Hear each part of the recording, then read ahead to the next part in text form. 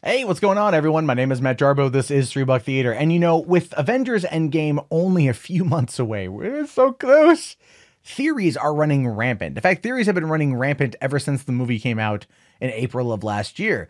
But as we get closer to Captain Marvel and little teases start coming out here and there, we're seeing more footage here and there. A lot of people are going to be really diving into it and posing their own theories. And this one popped up on Reddit the other day on our fan theories that I think is quite interesting. And I want to go through it to discuss it because this actually kind of feels like it might be one of the more closer theories that we've seen. So it's the Avengers Endgame time loop theory. Saying here, a number of people have presented fan theories on what the plot of Avengers Endgame will be. And this guy was watching Age of Ultron and Doctor Strange and realized something that most, if not all, the other theories have missed. Several users have surmised that Endgame will feature time travel in the quantum realm as a major component to defeating Thanos, and fulfilling Doctor Strange's 1 out of 14 million visions.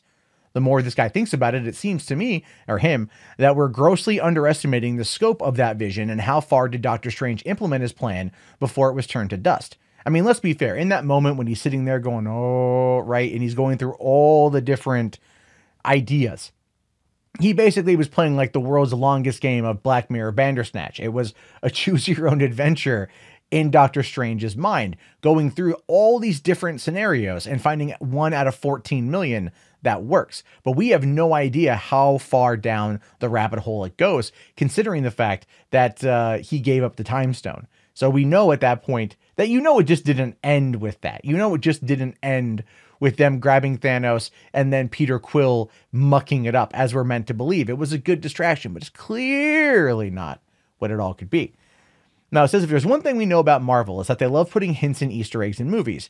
Piecing together at least some of these, I think most of what's happened since Doctor Strange, or sometime after the events of Doctor Strange, is part of a time loop that will repeat itself until it's broken in Endgame. In the Age of Ultron, Banner says to Tony, this is a time loop, which struck me as an odd statement given the context. There's not much discussion or mention of a time loop reference other than that exchange. And in Doctor Strange, where Strange puts Dormammu in a time loop in order to force Dormammu to quit his plans for Earth and seal the dimensional passageway, which is interesting. I don't know if Strange being, or if Banner being in a time loop, how far would it go? I mean, how far back does this go? How far back are they going to take this? Which is an interesting question. It goes on to say here that further, I think it's weird that in 1 out of 14,605 futures Strange saw resulted in victory over Thanos. By its very definition, there are an infinite number of universes. Every decision any being takes results in a new alternate universe. By that logic, it does not make sense why Strange saw a subset, as large as it may be, of alternate futures when and why only in one do they win. By definition, there cannot be only one out of all possible alternative universes in which they win. 14,605 is too arbitrary a number. Well, it's entirely possible that they just wanted to create that as a way to give the audience something to hold on to. If you were like, oh, every possible action or other action leads to another universe in the multiverse theory, of which I think that there are some valid arguments to be made there, it's going to be very... what word do I want to use here? It's going to be, harder for the audience to kind of grasp. You don't want them thinking too much about it in the moment, is what I'm trying to say. The job of the storyteller is to progress the story. So sometimes certain changes to certain things will be made in order to keep it moving. If they stopped and broke down the idea of the multiverse theory and quantum mechanics and things like that, then it would be like everyone would kind of stop and go, what are we, like in science class? And that would destroy the flow. So I can see what he's talking about, but ultimately from a filmmaking perspective, I think that's the reason why it was there. Now, it goes on to say here that Infinity War, when Strange cedes the time stone to Thanos, the stone is clearly glowing and thus activated, since the events of Infinity War, at least at that point, are within the time loop. Even though Strange is dust, that does not break the time loop. As we saw in Doctor Strange when Dormammu repeatedly kills him, we are again reminded that by Strange when he tells Ebony Maw, you will find a dead man's spell is hard to break, which is true. That is true. And in the end of Infinity War, or of Doctor Strange, he did go through that little bit of Groundhog Day with Dormammu as a way to piss him off. So he goes on to say here that I believe the time loop is also perhaps another reason why the Infinity War movie is named as such. Think about it. The war against Thanos doesn't happen everywhere in the universe, but only in specific locations like Earth, Xandar, Titan, and Nowhere. Several other cosmic places and entities exist in the Marvel Universe, but are not party to this war.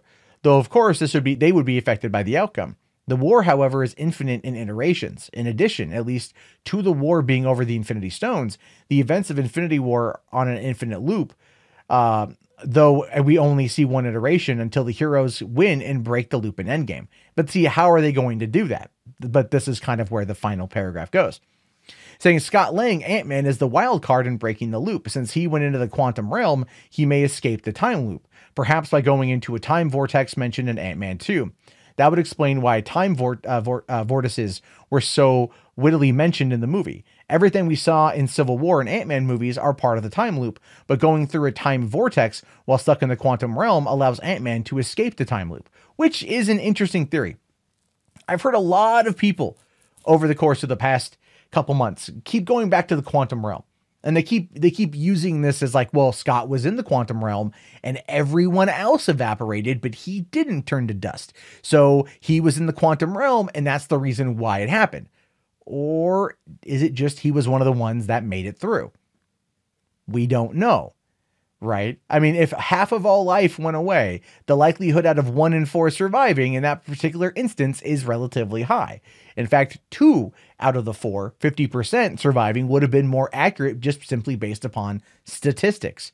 So Scott surviving the snap doesn't necessarily mean it was because he was in the quantum realm. But I've seen so many people hold on to that as being this metric, this absolute metric of success in that particular regard. Like, oh no, it totally means he survived it. It totally means he did it. It totally means this. It doesn't. It doesn't. We don't know. But ultimately, it doesn't mean anything until we see it. But I do like the idea that with Marvel and the Easter eggs and laying the little plot threads, yes, a time vortex is definitely going to have an impact. How he gets out of the quantum realm is going to have an impact. And it's entirely possible that Scott was in there so long that when he gets out of the quantum realm, for him, it's just going to be instantaneous. He'll be in there for a minute, he'll come out, but years will have passed. And the way it does appear in the trailer is that years have passed. If not years, then definitely months, some elongated point in time where Clint has gone to Japan, started killing Yakuza as Ronin, where everyone else is gone, but we just don't know the time length yet. That could be explained in a future trailer, or we might have to wait just until the end of April in order to see it ourselves. But I am wondering if people are putting too much of their theories based upon the quantum realm.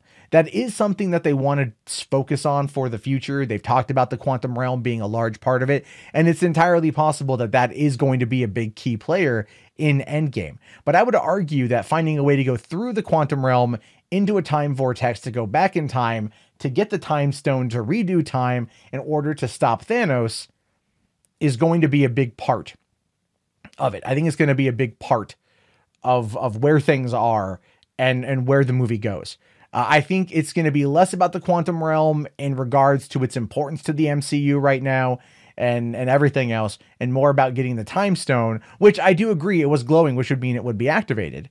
And he did bring it out of thin air, very similar to how Loki in the beginning of Avengers Infinity War produced the Tesseract out of thin air. So what is this magic, so to speak? And where exactly is this next dimension that they're hiding these items clearly in plain sight, but we can't see them? So I don't know. I leave it to you. Your thoughts on this particular theory. Is it good? Is it bad? What does it mean to you? Let me know down in the comments below. My name is, of course, Matt Jarbo. You guys can always call in to the voicemail line at 818-350-3281. That's 818-350-3281. And I will talk to you guys later. Have yourself a great day and peace out.